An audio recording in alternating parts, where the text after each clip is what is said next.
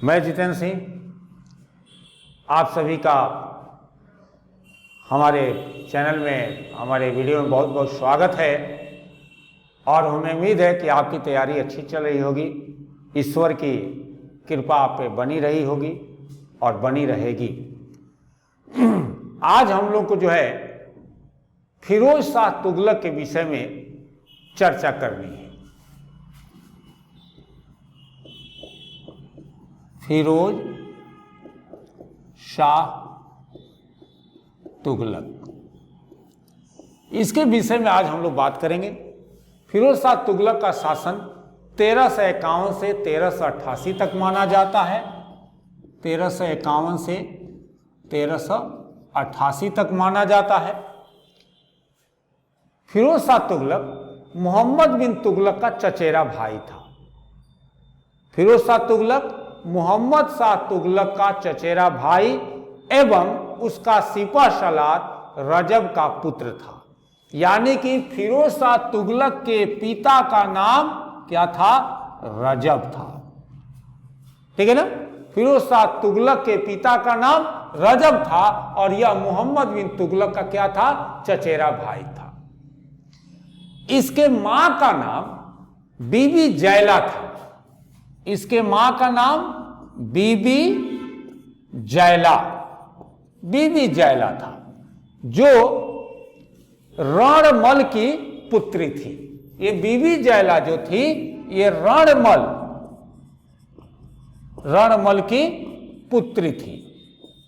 Clear हो गया इतना? मोहम्मद बिन तुगलक की मृत्यु के बाद 20 मार्च 1351 को फिरोज तुगलक का राज्याभिषेक थट्टा के नजदीक हुआ। कहां हुआ? थट्टा के नजदीक। थट्टा के नजदीक हुआ। पुनः फिरोज का राज्याभिषेक दिल्ली में अगस्त 1351 में हुआ। यानी कि इसका 2 बार राज्याभिषेक हुआ। एक हुआ मार्च 1351 में, कहां? थट्टा में, और दूसरा कहां हुआ? अगस्त 1351 में दिल्ली में हुआ। सुल्तान बनने के बाद फिरोज तुगलक ने दिल्ली सल्तनत से अलग हुए अपने प्रदेशों को पुनः जीतने के अभियान के अंतर्गत बंगाल एवं सिंध पर आक्रमण किया। बंगाल एवं सिंध पर आक्रमण किया। बंगाल को जीतने के लिए सुल्तान ने 1323 में आक्रमण किया। उस समय शमसुद्दीन इलियास वहां का शासक था। इसने एक दला के किले में शरण ले रखी थी। सुल्तान फिरोज अंततः किले पर अधिकार करने में असफल होकर 1355 में दिल्ली वापस आ गया। जब 1355 में वापस आ गया, फिर जो है इसके मन में खटक रहा था कि हमें बंगाल पर अधिकार करना चाहिए। फिर आप देखेंगे कि 1359 में फिरोज तुगलक ने वहां के तत्कालीन शासक शमसुद्दीन के पुत्र सिकंदर शाह पर आक्रमण किया। पर एक बार फिर फिरोज तुगलक क्या हुआ? असफल हो गया और असफल होकर वापस आ गया। लगभग 1360 में सुल्तान फिरोज ने जाजनगर, जिसको आप उड़ीसा में इसको माना जाता है, तो जाजनगर पर आक्रमण कर वहां के शासक भानुदेव तृतीय को पराजित कर जगन्नाथ मंदिर, कहा जाता है कि जगन्नाथ मंदिर को ध्वस्त किया। फिर कहा जाता है कि 1361 में फिरोज ने नागरकोट पर आक्रमण करके वहां के शासक को पराजित किया और ज्वालामुखी के मंदिर पर भी उसने जो है तोड़फोड़ की। 1362 में सुल्तान फिरोज ने सिंध पर आक्रमण किया। यहां के जवाबनियों ने से लड़ती हुई सुल्तान की सेना लगभग 6 महीने तक रन के रेगिस्तान में फंसी रही। कालांतर में जवाबनियों ने सुल्तान की अधीनता स्वीकार कर वार्षिक कर लिया और देने पर सहमत हो गए। इन साधारण विजयों के अतिरिक्त फिरोज तुगलक के नाम से कोई बड़ी उपलब्धि हासिल नहीं है और न कोई सफलता हासिल है। कहा जाता है कि फिरोज तुगलक दक्षिण में स्वतंत्र हुए राज्य विजयनगर, बहमनी एवं मदुरा को फिर से जीतने का कोई प्रयास नहीं किया। इस प्रकार कहा जा सकता है कि सुल्तान फिरोज तुगलक ने अपने शासन काल में कोई भी सैनिक अभियान साम्राज्य विस्तार के लिए नहीं किया और जो भी अभियान उसने किया वह मात्र साम्राज्य को बचाए रखने के लिए किया है। फिरोज तुगलक की 1398 के सितंबर महीने में मृत्यु हो गई। लेकिन अब हम लोग फिरोज तुगलक के राजस्व व्यवस्था के अंतर्गत थोड़ा सा बात करेंगे। तो कहा जाता है कि राजस्व व्यवस्था के अंतर्गत फिरोज ने अपने शासन काल में 24 जो कष्टदायक जो टैक्स थे, कर थे, उसको समाप्त करके केवल 4 कर यानी कि 24 जो कर था जिसको कष्टदायक कर कह सकते हैं, इसको समाप्त करके मात्र 4 कर ही रखा। ये 4 कर कौन से थे?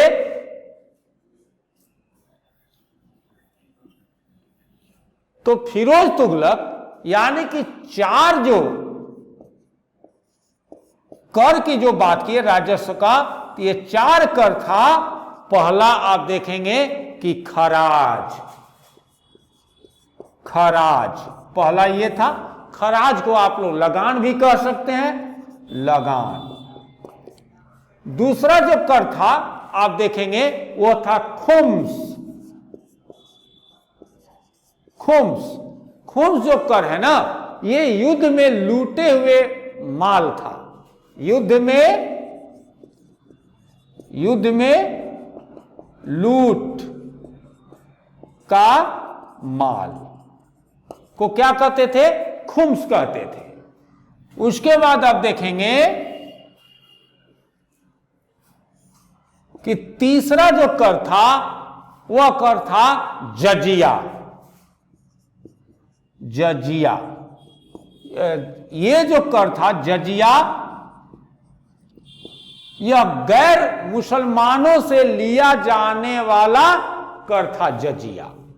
उसके बाद चौथा जो कर था वह था जकात। यह मुसलमानों से लिया जाने वाला यह धार्मिक कर था। यानी कि इसने मात्र 24 कर को हटाकर मात्र 4 कर को रखा। पहला खराज यानी कि लगान, दूसरा खुम्स यानी कि युद्ध में लूट का माल, और तीसरा जजिया, चौथा जकात। उलेमाओं के आदेश पर सुल्तान ने एक नया कर, सिंचाई कर भी लगाया, जो उपज का 1/10 भाग, 1/10 भाग वसूला जाता था। कहा जाता है कि संभवतः फिरोज तुगलक के शासन काल में लगान उपज का 1/5 से 1/3 भाग होती थी, और सुल्तान ने सिंचाई की सुविधा के लिए 5 बड़ी नहरें यमुना नदी से हिसार तक, यानी कि 5 बड़ी नहरें निकाला। तो इसकी भी थोड़ा सा हम लोग जानकारी कर लेते हैं। फिरोज शाह तुगलक जो था, यह सिंचाई की सुविधा के लिए, सिंचाई की सुविधा हेतु 5 बड़ी नहर जो है निकालने का प्रयास किया। तो ये 5 बड़ी नहर क्या था? तो देखेंगे, पहला आप देखिएगा कि यमुना नदी से हिसार तक, यमुना नदी से हिसार तक पहला ये निकाला, क्या बोलते हैं, नहर। दूसरा था सतलज से घग्घर तक, दूसरा सतलज से घग्घर तक। ठीक है, यानी कि पहली जो इसने निकाला यमुना नदी से हिसार तक करीब 150 मील आप देखेंगे कि यह जो है लंबी थी। दूसरा निकाले सतलज से घग्घर तक, तो इसकी जो है आप देखेंगे कि 96 मील जो है ये लंबी थी। तीसरा इन्होंने निकाला जो नदी वो सिरमौर से लेकर, सिरमौर की पहाड़ी से लेकर हांसी तक था। सिरमौर की पहाड़ी से लेकर हांसी तक था। एवं आप देखेंगे कि चौथा जो था यह था घग्घर से फिरोजाबाद तक। घग्घर से फिरोजाबाद तक, घग्घर से फिरोजाबाद तक। और पांचवा जो आप देखेंगे जो इन्होंने नहर निकाला वह था यमुना से फिरोजाबाद तक। पांचवा जो नहर था, यह नहर कहां से कहां तक था? यमुना से फिरोजाबाद तक। यमुना से फिरोजाबाद तक इसने 5 जो है नहर का निर्माण करवाया। फिरोज शाह तुगलक ने सिंचाई की सुविधा के लिए 5 बड़ी नहर का निर्माण करवाया। पहला था यमुना नदी से हिसार तक जो कि 150 मील लंबी थी। दूसरा सतलज से घग्घर तक यानी कि 96 मील। तीसरा जो है सिरमौर पहाड़ी से लेकर हांसी तक। चौथा घग्घर से जो है आप देखेंगे फिरोजाबाद तक। और पांचवा था यमुना से फिरोजाबाद तक। ये 5 बड़ी जो है नहर ये सिंचाई की सुविधा के लिए निकाला। इसने फिरोज शाह तुगलक ने 1200 फलों के बाग भी लगवाए थे। इसने 1200 फलों के बाग लगवाए थे। अब ये केवल नहर और फल के बाग तक ही इसने न काम नहीं किया, और भी काम किए। जैसे नगर एवं सार्वजनिक निर्माण कार्यों के अंतर्गत सुल्तान ने यानी फिरोज शाह ने लगभग 300 नए नगरों की स्थापना की। कितने? 300 नए नगरों की स्थापना की। इनमें से हिसार, फिरोजाबाद जो दिल्ली में, फतेहाबाद, जौनपुर, फिरोजपुर आदि जो है प्रमुख थे। इन नगरों में यमुना नदी के किनारे बसाया गया फिरोजाबाद सुल्तान को सबसे ज्यादा प्रिय था। यमुना नदी किनारे बसाया गया फिरोजाबाद सुल्तान को सबसे ज्यादा प्रिय था। इसके शासनकाल में खिरीजाबाद एवं मेरठ से अशोक के 2 स्तंभ लेखों को लाकर दिल्ली में स्थापित किया गया। फिरोज अपने कल्याणकारी कार्यों के अंतर्गत एक रोजगार दफ्तर एवं मुस्लिम अनाथ स्त्रियों, विधवाओं एवं लड़कियों के सहायता के लिए एक नया विभाग यानी कि दीवान ए खैरात की स्थापना की। दीवान ए खैरात की क्या की? स्थापना की। फिरोज के शासनकाल में दासों की संख्या लगभग 1,80,000 पहुंच गई थी। इसकी देखभाल के लिए सुल्तान ने एक विभाग की स्थापना की जिसको कहा जाता था दीवान ए बंदगान। दीवान ए बंदगान। ये जो है दीवान ए बंदगान जो था वह यानी कि दासों के देखभाल के लिए बनाया गया था। सैन्य व्यवस्था के अंतर्गत फिरोज ने सैनिकों को पुनः जागीर के रूप में वेतन देना शुरू कर दिया। इसने सैन्य पदों को वंशानुगत बना दिया। इससे सैनिकों की योग्यता की जांच पर असर पड़ा। कुछ समय बाद इसका भयानक परिणाम सामने आया। फिरोज तुगलक को कुछ इतिहासकार धर्मांध एवं असहिष्णु मानते हैं। संभवतः दिल्ली सल्तनत का यह पहला सुल्तान था जिसने इस्लामी नियमों का कड़ाई से पालन करते हुए उलमा वर्ग को प्रशासनिक कार्यों में महत्व दिया। फिरोज तुगलक कट्टर सुन्नी समर्थक था। इसने हिंदुओं को जिम्मी कहा। जिम्मी कहने का मतलब कि इस्लाम स्वीकार न करने वाले। इसने हिंदुओं को जिम्मी कहा और हिंदू ब्राह्मणों पर जजिया कर लगाया।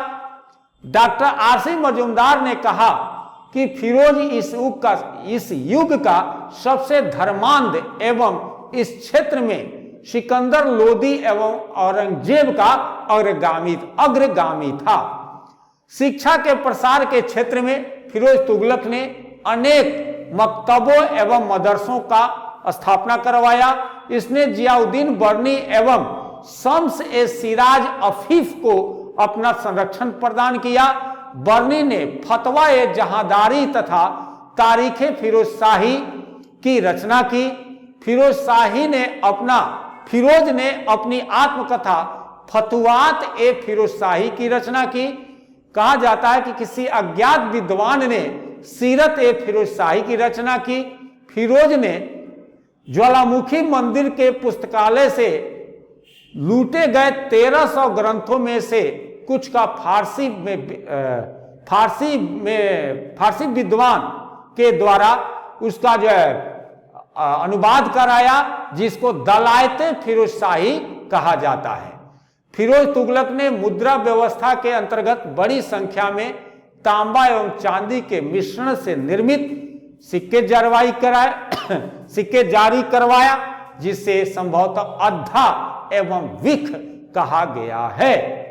यह था फिरोज तुगलक का एक मुख्य जो इसके कार्य किए गए हैं। इस कार्य को हमने आपके सामने इस वीडियो के माध्यम से हमने रखा और इससे ही परीक्षा में आपको बहुत लाभ मिलेगी और हमें उम्मीद है कि आप सभी को यह अच्छा लगेगा। आप सभी से मेरा निवेदन है कि मेरे चैनल को सब्सक्राइब करें, कमेंट करें और लाइक करें। जय हिंद, जय भारत।